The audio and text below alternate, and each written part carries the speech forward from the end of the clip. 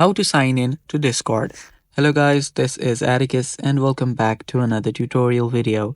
In today's video, I'll teach you guys how you can sign in to Discord. So before I begin, if you don't have the Discord, you can simply download it from your app store. Simply search for Discord and there you should see Discord. You can download this app up and after you download it, simply open it up. After you open up your Discord, this is what it should look like. Now, what you can do is if you don't have an account, tap on the register button to register for an account. Since this video, I'll teach you guys how you can sign in, tap on the login button. After you tap on login, there you will see you will need to type in your email or your phone number and then the password. So just do that, type in the email. And after you type in the email associated to your Discord account, type in the password. So do that. And after you do that, tap on login.